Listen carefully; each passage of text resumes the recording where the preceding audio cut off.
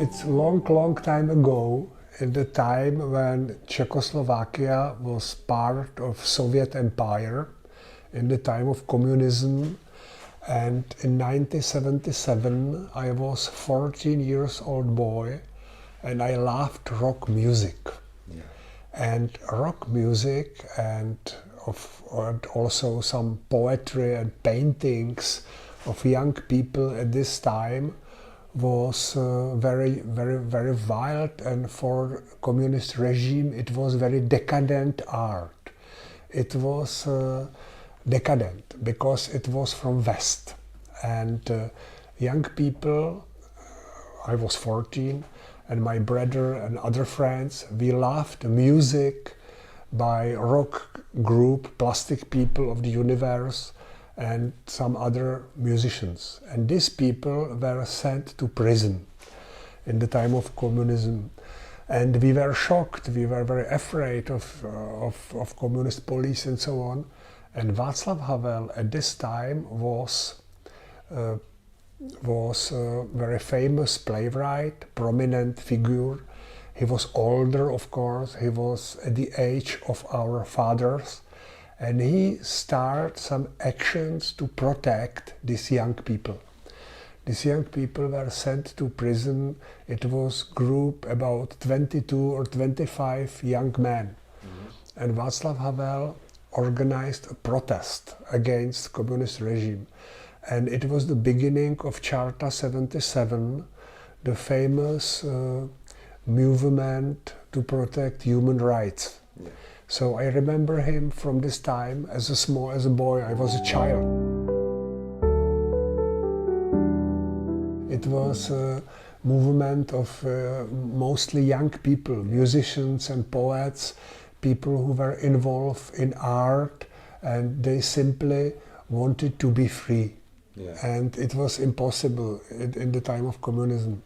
And Charta 77 was very important for us, and Václav Havel was one of the leading persons. And for me it was also very interesting that he was not politician, but he was playwright. He was also artist. And me and my friends, we started to publish underground magazine.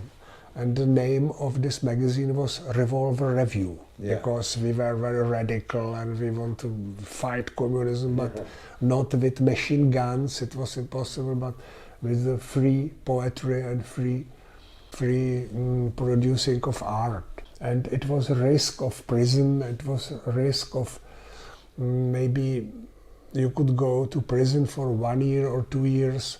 But we were very young, and we wanted to do it. And Václav Havel was also very important because, you know, he spent 5 years in prison. Yeah. And he was intellectual. He was not strong man from underground, but he was a artist. And it was his role to show us, the younger people, that for freedom you should have a risk. I remember his role in opposition, that he was man of negotiation. You simply believed him. He was a man of strong charisma. Yeah. So this combination of charisma, of very clever man who could explain in his essays how to behave, what to do, what is important, what is not important, and this personal risk. Also, man of 60s. 60s in Central Europe were years of opening of everything, of opening of dogma, because before the 60s, we were living in the time of Stalinism. Yeah. Wow. In 50s there were concentration camps, people were executed. It was cruel time of Stalinism in Czechoslovakia as well as in Soviet Empire. And in the 60s the time was different. The gate to the west were open. The Prague was full of small theaters. of people who were not so afraid. And Václav Havel was in good time, in the good place in Prague. So he was among these open gators.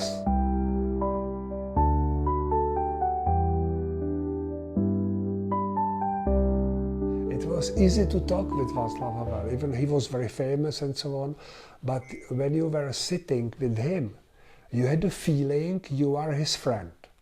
It was his charisma, that he was not like, I am leader and you should. No, absolutely not. He was like friend, like older friend. And you believed him. And he was also man of, he loves to go for beer, and he was drinking beer and smoking Bohemian style, you know. So he was, at the beginning, when he was 20, 22, he was poet. A Bohemian poet. And in Czech Republic there is a very strong tradition of Bohemians. So I remember Václav Havel like man of never-ending debate, talking, and we were enjoying it.